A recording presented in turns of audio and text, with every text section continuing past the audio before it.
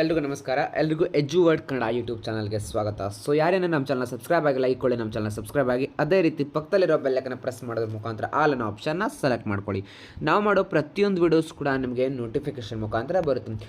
ಇವತ್ತಿನ ಈ ಒಂದು ವಿಡಿಯೋದಲ್ಲಿ ಏನು ತೋರಿಸ್ಲಿಕ್ಕೆ ಹೊಡಿದ್ದೀನಪ್ಪ ಅಂತಂದರೆ, ಕಲಿಕಾ ಭಾಗ್ಯ ಯೋಜನೆ ಅಡಿ ಪ್ರತಿಯೊಬ್ಬ ವಿದ್ಯಾರ್ಥಿಗೂ ಕೂಡ 50,000 ರೂಪಾಯಿ ಸ್ಕಾಲರ್ಶಿಪ್ಪನ್ನು ಹೇಗೆ ಪಡೆಯೋದು. ಈ ಒಂದು ಸ್ಕೀಮ್ ಅಂಡರ್ ಸ್ಕಾಲರ್ಶಿಪ್ಪನ್ನು ಯಾರೆಲ್ಲ ಅಪ್ಲೈ ಮಾಡ್ಬೋದು ಮತ್ತು ಈ ಒಂದು ಸ್ಕೀಮ್ ಅಂಡರ್ ಯಾರೆಲ್ಲ ಕೂಡ ಸ್ಕಾಲರ್ಶಿಪ್ಪನ್ನು ಪಡಿಬೋದು ಅಂತ ಈ ಒಂದು ವಿಡಿಯೋದಲ್ಲಿ ನಾನು ನಿಮಗೆ ತೋರಿಸಲಿಕ್ಕೆ ಹೊರಟಿದ್ದೀನಿ.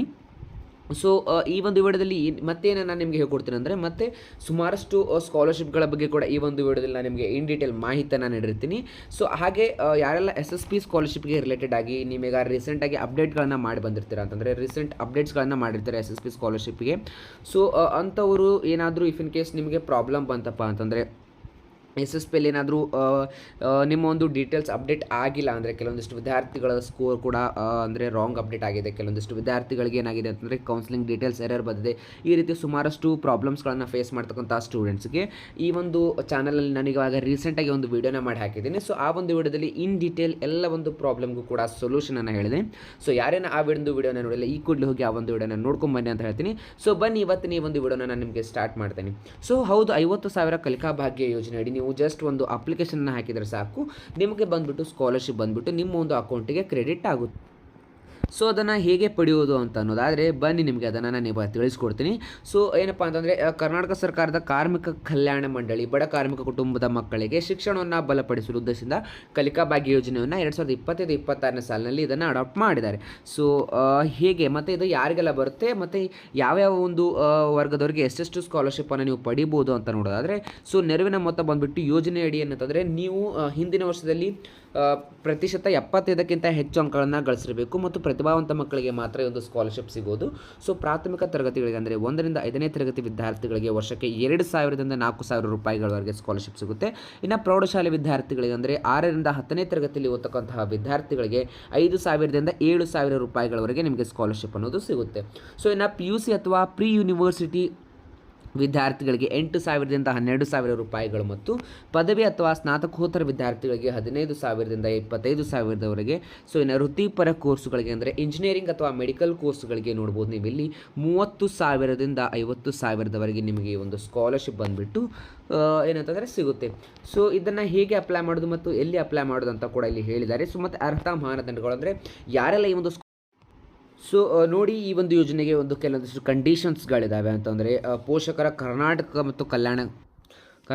ಮತ್ತು ಕಾರ್ಮಿಕ ಕಲ್ಯಾಣ ಮಂಡಳಿಯಲ್ಲಿ ನೋಂದಾಯಿತ ಲೇಬರ್ ಕಾರ್ಡನ್ನು ಹೊಂದಿರಬೇಕು ಮತ್ತು ಕನಿಷ್ಠ ಬಂದುಬಿಟ್ಟು 1,800 ದಿನಗಳ ಕೆಲಸ ದಾಖಲೆ ಇರಬೇಕು ಅಂತಂದರೆ, ಕುಟುಂಬದ ವಾರ್ಷಿಕ ಆದಾಯ ಬಂದುಬಿಟ್ಟು 1 ಲಕ್ಷ ರೂಪಾಯಿಯನ್ನು ಮಿತಿಯೊಳಗಡೆ ಇರಬೇಕು, ಅಂದರೆ 1 ಲಕ್ಷವನ್ನು ಕ್ರಾಸ್ ಮಾಡಿರಬಾರ್ದು. ಇನ್ನು ಜಾತಿ ಮತ್ತು ಆದಾಯ ಪ್ರಮಾಣ ಪತ್ರ ಬಂದುಬಿಟ್ಟು ಕಡ್ಡಾಯವಾಗಿರಬೇಕು. ಇನ್ನು ಮಗುವಿನ ಹಿಂದಿನ ತರಗತಿಯಲ್ಲಿ ಕನಿಷ್ಠ 60% ಅಂಕದೊಂದಿಗೆ ಉತ್ತೀರ್ಣರಾಗಿರಬೇಕು ಮತ್ತು ಪ್ರತಿಭಾವಂತರಿಗೆ 75%ಕ್ಕಿಂತ ಹೆಚ್ಚಿನ ನೆರವು. ಇಫ್ ಇನ್ ಕೇಸ್ ನಿಮ್ಮ ಮಗು ಏನಾದರೂ ಅಂದರೆ ನೀವು ಸ್ಟೂಡೆಂಟ್ ಆಗಿ ನೋಡ್ತಾ ಇದ್ದರೆ, ನಿಮ್ಮ ಒಂದು ಅಕಾಡೆಮಿಕ್ ಇಯರ್ನ ಇದು ರಿಸಲ್ಟ್ ಬಂದುಬಿಟ್ಟು, ಫಾರ್ ಎಕ್ಸಾಂಪಲ್ ನೀವು PUCನ ಮುಗಿಸಿ ಡಿಗ್ರಿ ಫಸ್ಟ್ ಇಯರ್ಲಿ ಓದ್ತಾ ಇದ್ದೀರಾ ಅಂತಂದರೆ, ನಿಮ್ಮ ಒಂದು PUC ಸೆಕೆಂಡ್ ಇಯರ್ ಸ್ಕೋರ್ 60% ಆದರೆ ನಿಮಗೆ ಸ್ಕಾಲರ್ಶಿಪ್ ಅಮೌಂಟ್ ಅನ್ನೋದು ಬರುತ್ತೆ. ಇಫ್ ಇನ್ ಕೇಸ್ ನೀವೇನಾದರೂ 75%ಅನ್ನು ಕ್ರಾಸ್ ಮಾಡಿದರೆ ನಿಮಗೆ ಸ್ವಲ್ಪ ಸ್ಕಾಲರ್ಶಿಪ್ ಅಮೌಂಟ್ ಬಂದುಬಿಟ್ಟು ಹೆಚ್ಚಿಗೆ ಸಿಗುತ್ತೆ. ಇನ್ನು ದೂರ ಶಿಕ್ಷಣ ಅಥವಾ private institution, for example distance degree ಅಂತ ಏನಿರ್ತದಲ್ಲ ಅದನ್ನು, ಮತ್ತು ನೀವೇನಾದರೂ ಪ್ರೈವೇಟ್ ಟ್ಯೂಷನ್ಸ್ಗಳ ಮೂಲಕ ಓದ್ತಾ ಇದ್ದರೆ ನೀವು ಇಂಥ ಒಂದು ಸ್ಕಾಲರ್ಶಿಪ್ಗೆ ಅರ್ಹರಾಗಿರೋದಿಲ್ಲ. ಇನ್ನು ಅಗತ್ಯ ದಾಖಲೆಗಳು ಮತ್ತು ಅರ್ಜಿ ಪ್ರಕ್ರಿಯೆ ಯಾವ ರೀತಿ ಅಂತಂದರೆ, ಫಸ್ಟ್ ಬಂದುಬಿಟ್ಟು ಅರ್ಜಿಯನ್ನು ಸಲ್ಲಿಸುವಾಗ ಲೇಬರ್ ಕಾರ್ಡ್ ಮತ್ತು ಕೆಲಸದ ದಾಖಲೆಗಳು ಬೇಕಾಗುತ್ತೆ, ಕುಟುಂಬದ ಆದಾಯ ಮತ್ತು ಜಾತಿ ಪ್ರಮಾಣ ಪತ್ರ, ಮಗುವಿನ ಅಂಕಪಟ್ಟಿ ಮತ್ತು ಶಾಲಾ ಬೋನೋಫೈಡ್ ಸರ್ಟಿಫಿಕೇಟ್, ಆಧಾರ್ ಕಾರ್ಡ್ ಮತ್ತು ಬ್ಯಾಂಕ್ ಪಾಸ್ಬುಕ್ ಬೇಕಾಗುತ್ತೆ. ಅರ್ಜಿ ಪ್ರತಿಕ್ರಿಯೆ ಆನ್ಲೈನ್ ಮೂಲಕ ನಡೆಯುತ್ತಿದೆ ಅಂತಂದರೆ, ಕರ್ನಾಟಕ ಕಲ್ಯಾಣ ಮಂಡಳಿ ಹೌದು ಈ ಒಂದು ಸ್ಕಾಲರ್ಶಿಪ್ಪನ್ನು ಎಲ್ಲಿ ಅಪ್ಲೈ ಮಾಡೋದಂತಲೂ ಕೂಡ ನಾನು ನಿಮಗೆ ತೋರಿಸ್ತೀನಿ. ನೋಡಿ, ಈಗ ನಿಮ್ಮ ಒಂದು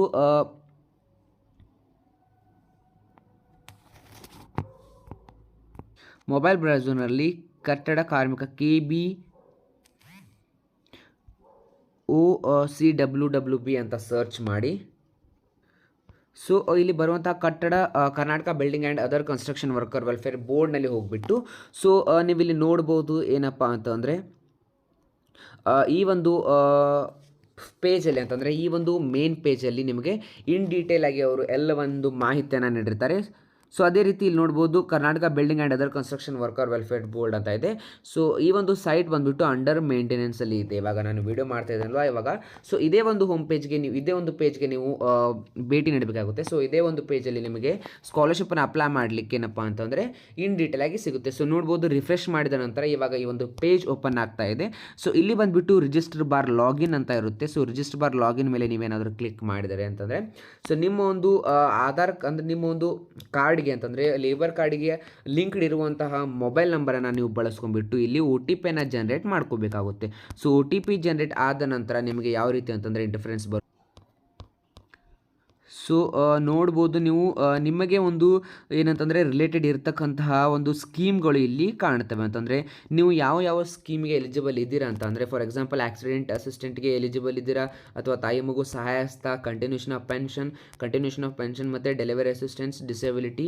ಸೊ ಈ ರೀತಿ ಸುಮಾರಷ್ಟು ನಿಮಗೆ ಏನಪ್ಪ ಅಂತಂದರೆ ಇಲ್ಲಿ ಇದು ಏನಂತಂದರೆ ಆಪ್ಷನ್ಸ್ಗಳು ಕಾಣ್ತವೆ ಇಲ್ಲಿ. ಅದೇ ರೀತಿ ನೆಕ್ಸ್ಟ್ ಕಾಲಮಲ್ಲಿ ಬಂದುಬಿಟ್ಟು ಎಜುಕೇಷನಲ್ ಅಸಿಸ್ಟೆನ್ಸ್ ಅಂತ ಇಲ್ಲಿ ಇರುತ್ತೆ. ಅಂತಂದರೆ ಫಾರ್ ಎಕ್ಸಾಂಪಲ್ ಈ ಒಂದು ಲೇಬರ್ ಕಾರ್ಡ್ ಹೋಲ್ಡರ್ನ ಲೇಬರ್ ಕಾರ್ಡ್ನಲ್ಲಿ ಯಾವುದೇ ರೀತಿ ಮಕ್ಕಳ ಡೀಟೇಲ್ಸ್ ಇಲ್ಲದೇ ಇರೋ ಕಾರಣ ಈ ಒಂದು ಲೇಬರ್ ಕಾರ್ಡ್ ಹೋಲ್ಡರ್ ಈ ಒಂದು ಲೇಬರ್ ಕಾರ್ಡ್ ಲಾಗಿನ್ ಆದ ನಂತರ ನನಗೆ ಇಲ್ಲಿ ಯಾವುದೇ ರೀತಿ ಡೀಟೇಲ್ಸ್ ಶೋ ಆಗ್ತಾ ಇಲ್ಲ. ಇನ್ ಕೇಸ್ ಏನಾದರೂ ನಿಮ್ಮ ಒಂದು ಮನೆಯಲ್ಲಿರುವಂತಹ ತಂದೆ ಅಥವಾ ತಾಯಿ ಅಥವಾ ಯಾರ್ದೋ ರಿಲೇಟಿವ್ಸ್ ಲೇಬರ್ ಕಾರ್ಡಲ್ಲಿ ಕಂಪಲ್ಸರಿಯಾಗಿ ಮಕ್ಕಳ ಡೀಟೇಲ್ಸನ್ನು ನಾಮಿನಿಯಾಗಿ ಅಥವಾ ಮಕ್ಕಳ ಡೀಟೇಲ್ಸನ್ನು ಆ್ಯಡ್ ಮಾಡಬೇಕಾಗಿರೋದು ಕಡ್ಡಾಯವಾಗಿರುತ್ತದೆ. ಸೊ ಈ ರೀತಿಯಾಗಿ ಈ ಒಂದು ಸ್ಕಾಲರ್ಶಿಪ್ಗೆ ನೀವು ಅಪ್ಲೈ ಮಾಡ್ಕೊಂಡ್ಬಿಟ್ಟು ಅಪ್ರಾಕ್ಸಿಮೇಟ್ಲಿ 50,000ವರೆಗೆ ನೀವು ಸ್ಕಾಲರ್ಶಿಪ್ಪನ್ನು ಪಡಿಬಹುದು.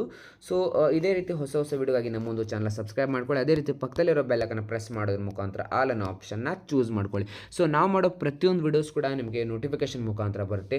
ಸೊ ಹಾಗಿದ್ರೆ ತಡ ಮಾಡೋದಕ್ಕೆ ಬನ್ನಿ ಈ ಒಂದು ವಿಡಿಯೋನ ಮುಗಿಸೋಣ. ಅದೇ ರೀತಿ ನಾನು ಹೇಳಿರೋ ಹಾಗೆ SSP ಸ್ಕಾಲರ್ಶಿಪ್ ರಿಗಾರ್ಡಿಂಗ್ ಈ ಒಂದು ಚಾನಲಲ್ಲಿ ನಾನು ನಿಮಗೆ ಸ್ಕಾಲರ್ಶಿಪ್ಗಳ ಬಗ್ಗೆ ವಿಡಿಯೋನ ಅಪ್ಡೇಟ್ ಮಾಡಿದ್ದೀನಿ. ಸೊ ಯಾರೇನೋ ವಿಡಿಯೋನ ಹೋಗಿ ನೋಡಿಲ್ಲ ಆದಷ್ಟು ಬೇಗ ಹೋಗ್ಬಿಟ್ಟು ವಿಡಿಯೋಗಳನ್ನು ನೋಡಿ ಮತ್ತು ಆ ಒಂದು ವಿಡಿಯೋನ ಲೈಕ್, ಶೇರ್ ಮತ್ತು ಸಬ್ಸ್ಕ್ರೈಬ್ ಮಾಡೋದನ್ನು ಮಾತ್ರ ಮರಿಬೇಡಿ. ಬನ್ನಿ, ಥ್ಯಾಂಕ್ ಯು.